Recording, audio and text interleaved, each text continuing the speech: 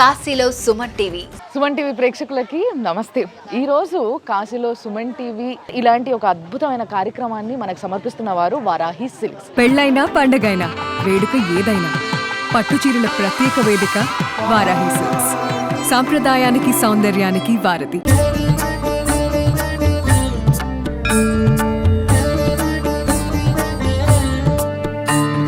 సీతామడి అనే స్థలానికి వచ్చినాం. ఎంత పవిత్రమైన స్థలం అంటే ఇది. సీతమ్మ తల్లి తన జీవితం అంతా ఏదో ఒక బాధ, ఆ శ్రీరామచంద్రుడి నుంచి దూరమైనప్పటి నుంచి ఇంకా ఎంతో బాధని అనుభవించి ఆ అవతారాన్ని, ఆ తనువుని చాలించేటందుకు భూమాతని పిలుచుకుంది. సో ఆ తల్లిని పిలుచుకొని ఏడ్చుకుంటూ ఆమె దగ్గరికి వెళ్ళిపోయింది. అప్పుడు భూమాత భూమిని పెకిలించుకొని కింద నుంచి వచ్చి ఆ బిడ్డ అయిన సీతమ్మ తల్లిని ఒడిలో కూర్చోబెట్టుకొని తీసుకెళ్ళిపోయింది. ఈ విషయం అందరికీ తెలుసు. అదంతా జరిగింది ఎక్కడ? ఈ క్వశ్చన్ ఎవరికన్నా ఉంటే దానికి సమాధానమే సీతామడి.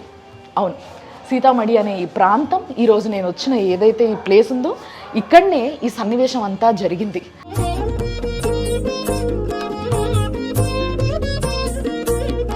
లోపలికి వచ్చిన తర్వాత మొట్టమొదట రైట్ సైడ్లో మీకు ఒక గృహ లాంటి ఏరియా కనిపిస్తుంది. ఇక్కడ ఏంటంటే సీతమ్మ తల్లి లక్ష్మీదేవి అవతారంలో కూర్చొని ఉంటుంది అనమాట. ఇక్కడ ఆ అమ్మవారిని కూర్చోబెట్టి అమ్మవారికి పూజలు చేయడంతో పాటు కోరుకున్న కోరికలు నెరవేర్చడానికి ఆమెకు ఒక్క దీపం వెలిగిస్తే చాలట. కాబట్టి ఒకసారి మనం కూడా మన కోరికలన్నీ నెరవేర్చమని చెప్పేసి, మనం అందరం బాగుండాలని చెప్పేసి ఒక దీపం వెలిగిద్దాము. దాని తర్వాత సీతమ్మడికి నేను తీసుకెళ్తాను.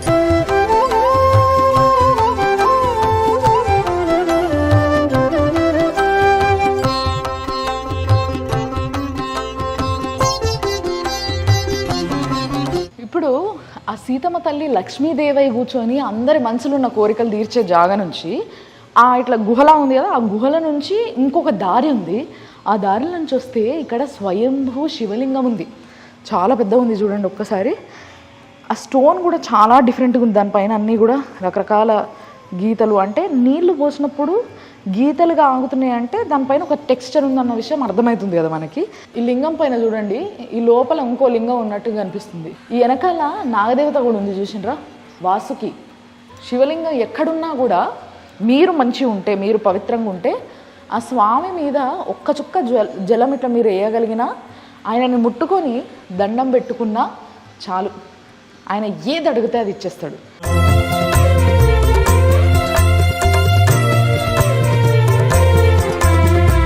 ఇక్కడ నుంచి బయటికి వెళ్ళిన తర్వాత చాలా సుందర ప్రదేశం అని చెప్పాలి ఇది నిజంగా. ఎందుకంటే ప్లేస్ని చాలా బాగా తీర్చిదిద్దిండ్రు.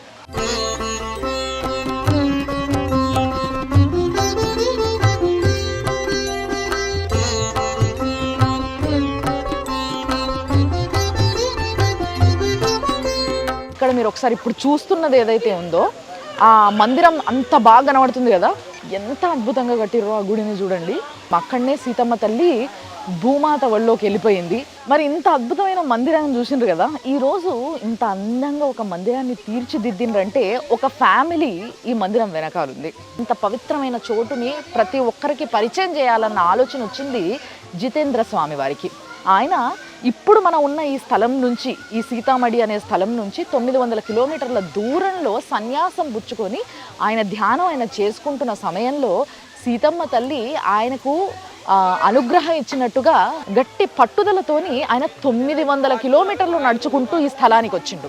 మహనీయులైన ఒక నలుగురు, అంటే ఒకే ఫ్యామిలీకి చెందిన నలుగురు ఈ గుడి వెనకాల ఉన్నారని చెప్పొచ్చు. ఈరోజు కన్హయ్య లాల్ పూజ్ అని చెప్పేసి ఆ పెద్ద ఆయన పేరు. ఈయన జితేంద్ర స్వామి వారు అడిగినప్పుడు ఆయన ఇది కట్టిస్తా అని చెప్పేసి ఒప్పుకున్నాడు.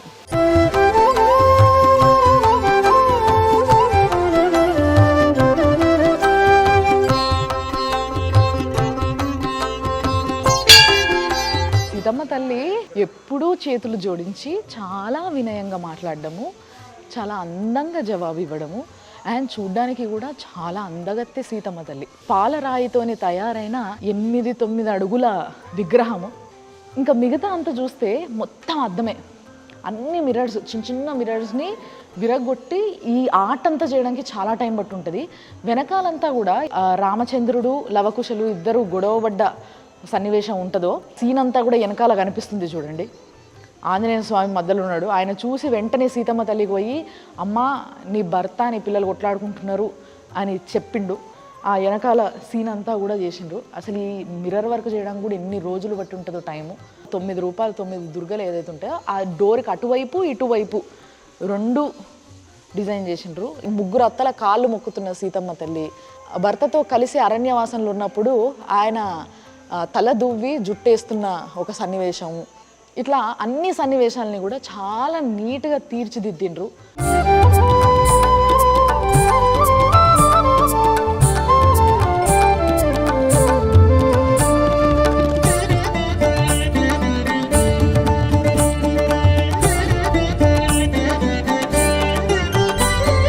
మరి ఈ సీతామడి అనే స్థలంలో సీతమ్మ తల్లిని చూసిన తర్వాత ఇక్కడున్న ముఖ్య పండితుడు ఆయన రాజేంద్ర మిశ్రా గారు, ఆయనతోనే మాట్లాడి తెలుసుకుందాం. గురుగారు నమస్తే. जय श्री राम। ये जो मंदिर बनाया हुआ है ये वाला नया है, बहुत नया है, पर ये पूर्व से ही है करके कुछ हिस्ट्री है, तो वो हिस्ट्री क्या है? और लक्ष्मण जी को आज्ञा दिया कि किसी इनको जंगल में छोड़ दो, तो लक्ष्मण जी रथ में बैठा के सरजू नदी पार करके और गंगा नदी पार के इस जंगल में छोड़ गए थे। यहाँ से आधा किलोमीटर पे जो है स्वामी वाल्मीकि आश्रम। अच्छा, जो आश्रम में सीता माता ने जब उधर ठहरी हुए थे वही है? इधर से कितना दूर है? यहाँ से आधा किलोमीटर पे। तो यहाँ पे जो संगठना हुआ है वो संगठना की जो भी एविडेंसेस है कहाँ पे है वो? कि आज तक मैं भगवान राम के अलावा किसी पराये पुरुष को छाँ तक न देखा हूँ, तो मैं सच्चे मन से आराधना करती हूँ, प्रार्थना करती हूँ पृथ्वी माँ से कि मैं अपनी पृथ्वी माँ से जो है जन्म लिया तो माँ से आराधना करती हैं। लास्ट में प्रार्थना करते हैं सीता माँ कि इतना कह सीता उठी किया योग का त्याग, अकर जोरे ठाड़ी रही पृथ्वी में मन लाए। तो हे भूमो शेष नांग स्वामी मेरी विपदा को दूर करो, जो मेरा पतिव्रत भंगन हो तो विनय हमारी पूर्ण करो। तो सिंहासन को ले अह जग जननी बैठाए, अशेष नांग आदर्श हुए शोभा किम कह जाए। तो एक मंदमय मोह बसय कुटिल हृदय ज्ञान, अपुन प्रभु मोह विसारियो दीन बंधु भगवान। इतना कहकर जो है पृथ्वी फट जाती है, सिंहासन को लेके जो है पृथ्वी माँ आ जाती है, जगत जननी माँ को जो है सिंहासन बैठा के विलुप्त होने लगती है। तो भगवान राम क्रोधित हो जाते हैं और उनके केश पकड़ लेते हैं सीता माँ के कि मैं सारे ब्रह्मांड को नष्ट कर दूंगा जो सीते मुझे छोड़ के तुम चली जाओगी। तो इसके नीचे सीता समाहित स्थल है और सीता केश वाटिका है। तो ये सीता समाहित स्थल सीतामढ़ी के नाम से विख्यात है। जो ये संगठन आपने बोला था वो पूरा हुआ सो स्थल है वो नीचे है? हाँ नीचे, अब डाउन नीचे जा सकते डाउन हैं। में सीता माँ लास्ट अच्छा।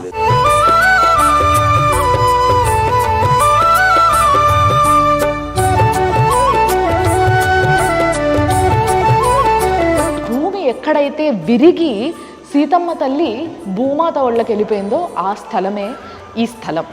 మనం ఏ విధంగా అయితే రామాయణంలో ఊహించుకున్నామో, చూసినామో, చదివినామో అదే విధంగా ఆ తల్లి అక్కడ లోపల కొలువై ఉంది.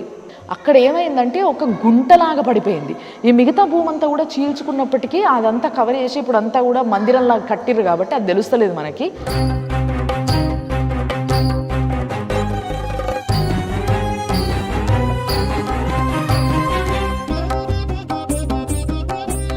ఈ సీతమ్మ తల్లి ఎక్కడైతే భూమాత ఒళ్ళకి చేరుకుందో అది ఆ ప్రాంతాన్ని బంకట్ అనే అరణ్యంలా తమ్సా అనే నది ఒడ్డుకి జరిగిందనమాట. ఇదంతా కూడా ఈ సంఘటన అంతా ఇంతసేపు మనం మాట్లాడుకున్నది. ఆ తమ్సా అనే నది ఏది అని అంటే కూడా ఇప్పుడు చూడొచ్చు మనం. ఆ తమ్సా అనే నది తర్వాత పోయి గంగామాతలనే కలిసింది. ఇప్పుడు ఆ తమ్సా నది ఈ వెనక నుంచి ఈ ముందు వరకు, అంటే ఇది ఒడ్డు కదా, తమ్సా నది ఒడ్డు కాబట్టి ఒడ్డుకే టెంపుల్ని కట్టిండ్రు. ఈ మందిరానికి చుట్టూ కూడా ఇట్లా కమలాలు, ఈ తమ్సా నది ఉంది. ఈ స్థలంలో జీవం ఇంకా ఉంది అని చెప్పొచ్చు. అంటే ఆ ఏదైతే త్రేతాయుగంలో సంఘటన జరిగిందో ఆ సంఘటనకి సంబంధించిన ఆనవాళ్ళు ఇక్కడ ఉన్నాయని చెప్పొచ్చు. ఇదేంది ఉత్తి గడ్డి అని అనుకోవచ్చు మీరు, కానీ నిజానికి ఆ తల్లి ఎప్పుడైతే భూమాత ఒళ్ళకు పోతుందో అప్పుడు ఆ శ్రీరామచంద్రుడు పాపం రోధిస్తూ తల్లిని ఆపడానికి పట్టుకుంటే ఆమె కేశాలు ఆయన చేతికి వస్తే ఆమె వెళ్ళిపోయేటప్పుడు ఆ కేశాలన్నీ కూడా అట్లా పడ్డాయంట. మొత్తం జుట్టు అంతా కూడా ఈరోజు గడ్డిగా మొలిచింది. ఈ గడ్డిని ఎవ్వరూ ముట్టుకోరట. అసలు ఒకవేళ తీసుకొచ్చి ఏదైనా ఆవును కానీ లేకపోతే ఇంకేమైనా పశుపక్షులు ఎవరైనా తీసుకొచ్చి ఇక్కడ వదిలిపెట్టినా కూడా అవి అసలు పొరపాటున కూడా తినవంట. ఎవరైనా పొరపాటున తెలిసో తెలియకనో వాటిని గుంజితే కింద భూమిలో నుంచి రక్తం వస్తుందంట. సో ఇలాంటి ఒక గొప్ప స్థలం అది. అంతటి పాపం నేనైతే చేయదలుచుకోలేదు, కానీ మీరైతే చూడొచ్చు వచ్చినప్పుడు. సో దీన్నే కేశవాటిక అంటారు ఇక్కడ.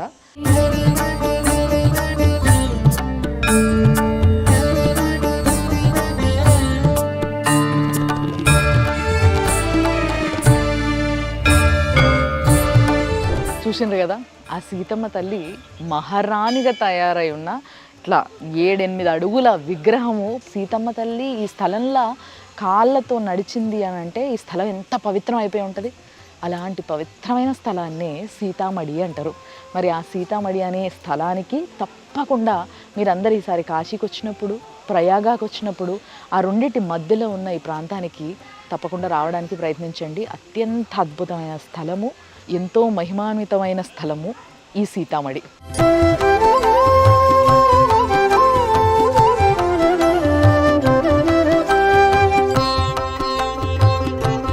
ఈ కార్యక్రమాన్ని మనకి స్పాన్సర్ చేస్తున్న వారు వారాహి సిల్క్స్. చూస్తూనే ఉండండి సుమన్ టీవీ. కాశీలో Suman TV sponsored by Varahi silks.